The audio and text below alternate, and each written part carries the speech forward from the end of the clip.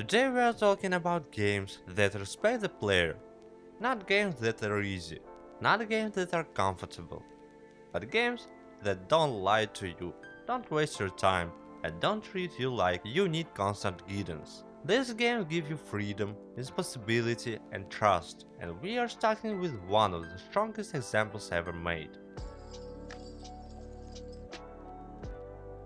Elden Ring respects the player by refusing to control them. From the very first moments, the game makes one thing clear.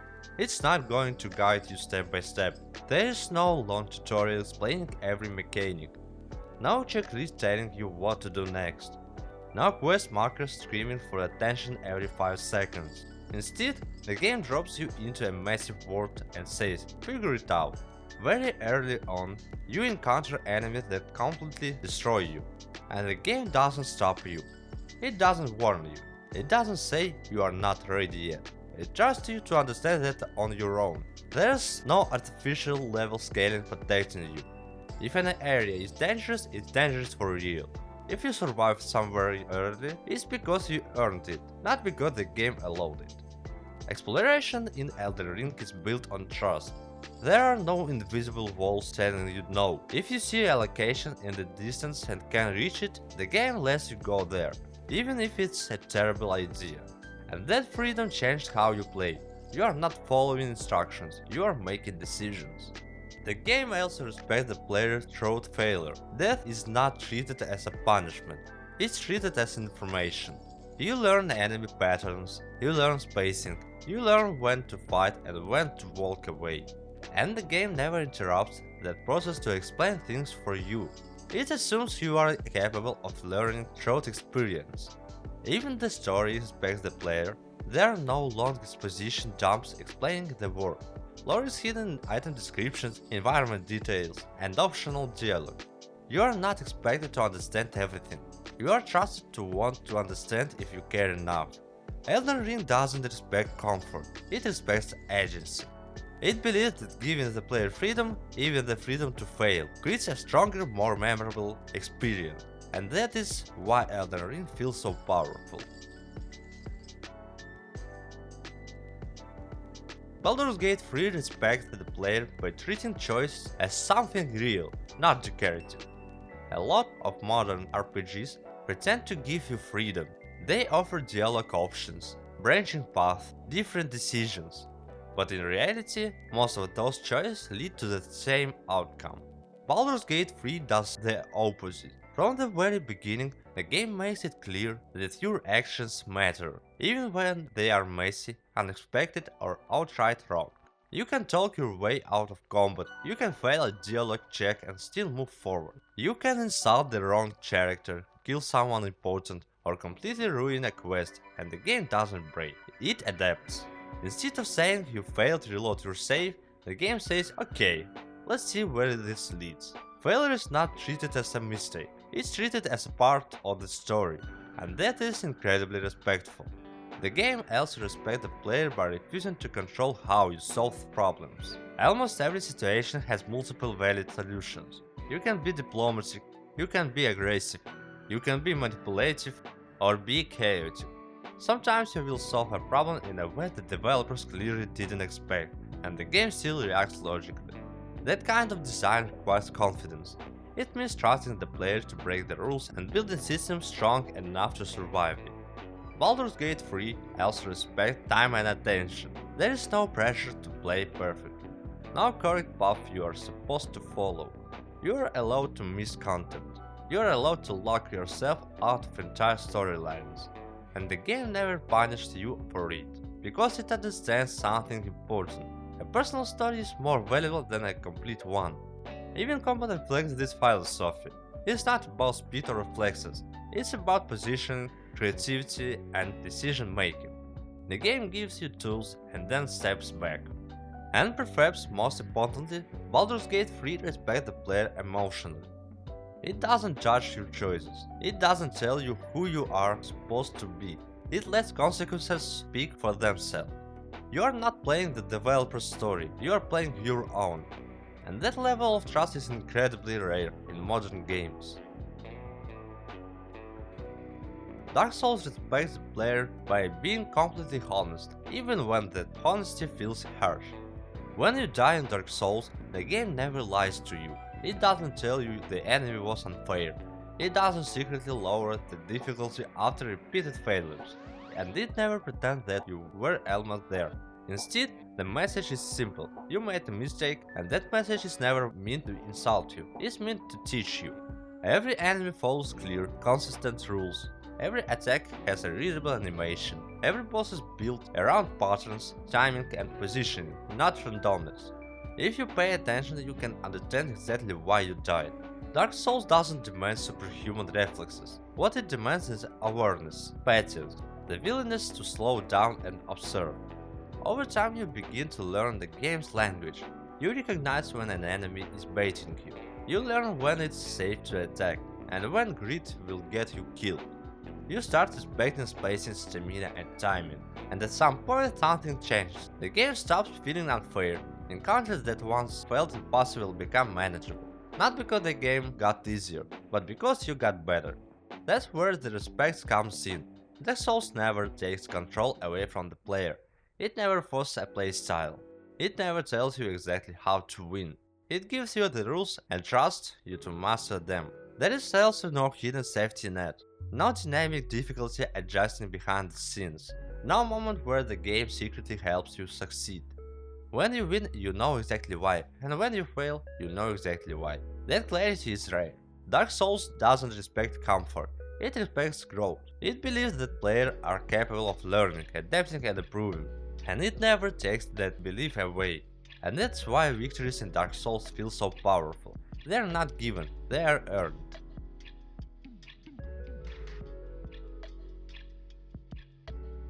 The Witcher 3 Wild Hunt respects the player by refusing to simplify morality. Most games are very clear about what they want from you. They label choices as good or evil. They reward you for being right, they punish you for being wrong. The Witcher 3 does none of that. Instead of telling you what the correct choice is, the game asks you to decide, and then live with the consequence. Almost every meaningful decision exists in a moral gray area. You are rarely choosing between good and evil. You are choosing between bad and worse, or between two outcomes that both feel wrong in different ways. And the game never steps in to explain itself. You might make a decision that feels compassionate in the moment, only to realize hours later that caused real harm.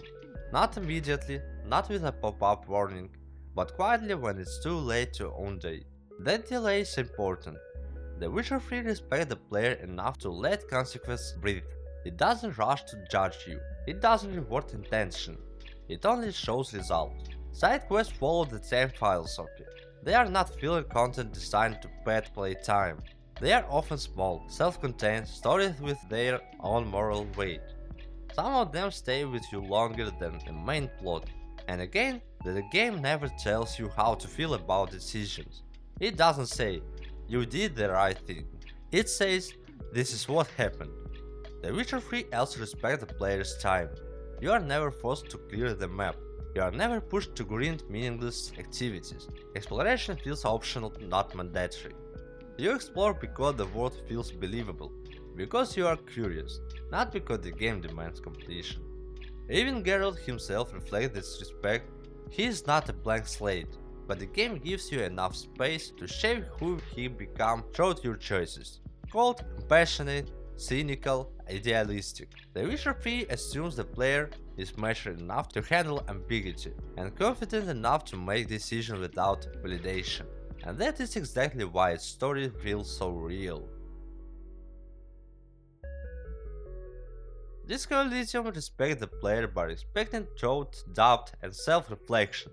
Most games are afraid of silence. They are afraid you will get bored if something doesn't explode, if numbers don't go up, if something is not constantly happening on screen. Disco Elysium does the opposite. There is no combo system, no reflex-based gameplay, no traditional power fantasy. Instead, the entire experience is built around dialogue, ideas, and the voices inside your character's head. And the game assumes something very important, that you are willing to read, that you are willing to think, that you are willing to sit with uncomfortable ideas. Disco Elysium doesn't simplify politics, it doesn't soften philosophy, it doesn't avoid topics like addiction, failure, identity or ideology. It throws them at you directly and trusts you to engage with them. You are allowed to play as a completely broken person, an alcoholic, a narcissist, someone who constantly embraces himself, and the game never stops you. It doesn't say this is the wrong way to play. It says this is who you are right now. Even failure is treated with respect. Failing a skill check doesn't mean reloading a save. It means dealing with the consequence of saying the wrong thing, or misunderstanding a situation, or simply being human. Sometimes failure leads to new insights, sometimes it leads to humiliation, and sometimes it leads to unexpected progress. The game doesn't protect your ego. Your skills are not just numbers, they are personalities. They interrupt your thoughts. They push you towards certain worldviews. And the game never tells you which voices is correct. You are left to decide what kind of person you want to be, or whether you even want to change at all. Disco Elysium is not interested in making you feel powerful. It's interested in making you aware. Aware of your choices, aware of your beliefs, aware of your flaws. It treats the player not as a consumer, but as a thinking participant in a conversation, and that kind of respect is incredibly rare in games. Outer Wilds respect the player by making knowledge the only form of progression. Most games reward you with numbers, experience points, better gear, stronger abilities. Outer Wilds gives you none of that. From the very beginning, almost the entire solar system is open to you. You can fly to any planet, land anywhere, explore in any order. Nothing is locked behind upgrades, nothing is gated by difficulty levels. The only thing stopping you is what you don't understand yet. Every obstacle in the game is solved not by power, but by realization. You don't get stronger, you get smarter. The game never puts markers on your screen. It never tells you where to go next. It never says this is the correct path. Instead, it trusts your curiosity. You see something strange in the distance, you wonder how it works, you explore, you fail, you learn. And that learning stays with you permanently. There is no grinding in Outer Wilds, no repetition, no artificial padding. Progress happens entirely inside your head. At first the world feels confusing and overwhelming. Planets behave in ways that don't make sense, even seem disconnected, but slowly patterns begin to emerge. You start connecting ideas, understanding the rules, realizing how time, space and cause and effect interact. And then something incredible happens. You realize the game was never blocking you. The solution was always there. You just didn't understand it yet. Outer Wilds never rushes you. It never pressures you with timers or objectives. It gives you space to think. Even failure is treated with respect. Dying doesn't feel like punishment. It feels like part of the learning process. You are encouraged to experiment, to test ideas, to follow curiosity wherever it leads, even if it leads to a disaster. The game assumes the player is capable of piecing together a complex system without being told exactly how they work. It trusts your intelligence, your patience, your ability to find meaning on your own. Outer Wilds doesn't guide the player forward. It waits for the player to understand, and that quiet confidence is what makes it so special.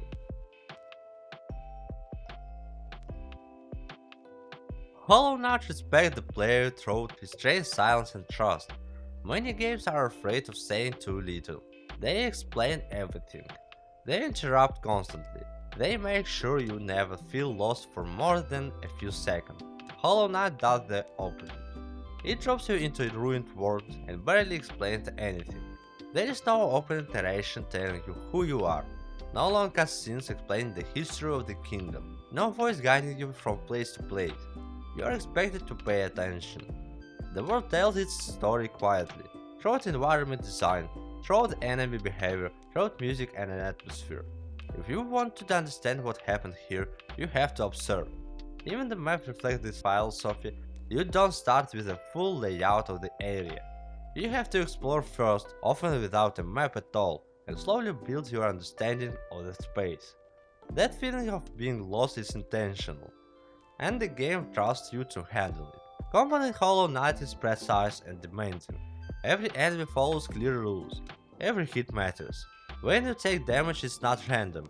It's because you mistimed an attack, misjudged distance, or got impatient. The game doesn't forgive sloppy play, but it's always fair. Over time you learn enemy patterns, you learn spacing, you learn when to be aggressive and when to back off.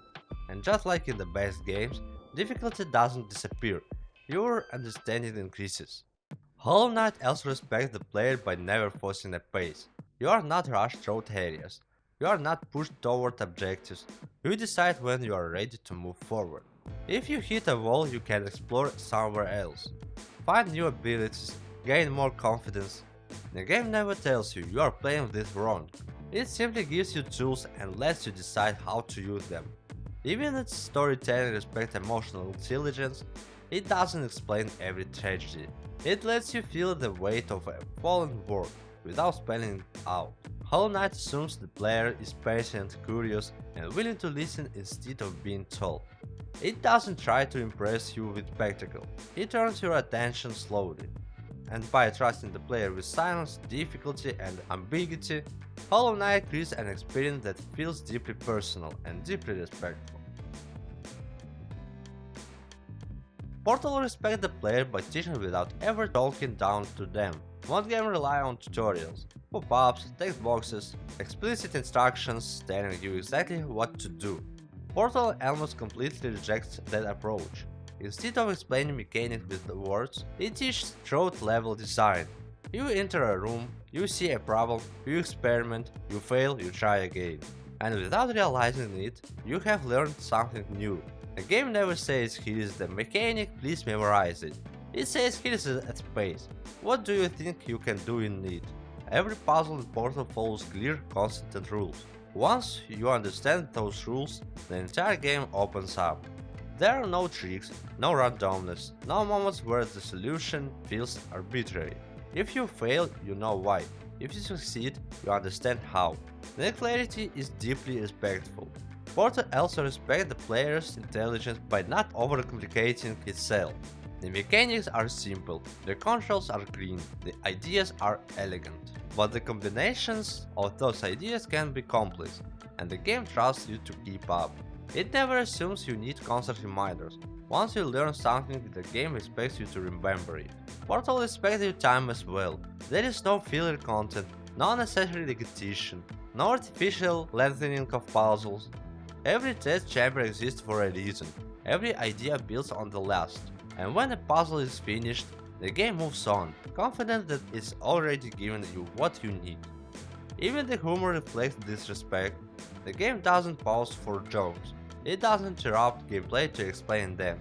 They happen naturally in the background, trusting that you will notice. Portal never tries to overwhelm you. It never tries to impress you with scale or spectacle. It impresses you by being precise, by trusting that you are smart enough to learn through experience, smart enough to experiment, and smart enough to enjoy being challenged. Portal doesn't just solve puzzles, it makes the player feel capable. And that feeling of being trusted, of being respected, is exactly why it remains so memorable. Sekiro Shadow Die Twice respects the player by refusing to compromise. From the very beginning, Sekiro made its philosophy clear. This is not a game you can outlevel. You can't hide behind stats. You can't rely on overpowered builds or cheesy strategies. Progress in Sekiro comes from mastery and nothing else. The combo system is strict and demanding. Blocking is not enough, dodging is not enough. You expect to engage directly, to meet attacks head-on, to learn timing, ride, and precision. At first, this feels overwhelming. Enemies are aggressive, bosses apply constant pressure, mistakes are punished immediately, and the game does not soften that experience. It doesn't slow down, it doesn't adapt to your skill level, it doesn't give you alternative paths that avoid the challenge. Instead, it sends a clear message: learn the system. Every enemy is designed to teach you something. Every boss is a lesson in focus, patience, and control.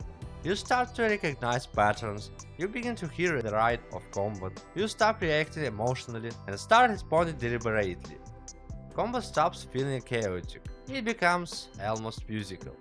Every deflection, every strike, every counter flows into the next. Victory in Sekiro doesn't come from surviving long enough. It comes from dominating the system. The game also respects the player by being completely fair. When you lose, you know why. It's not because of bad luck or unclear mechanics. It's because your timing was off.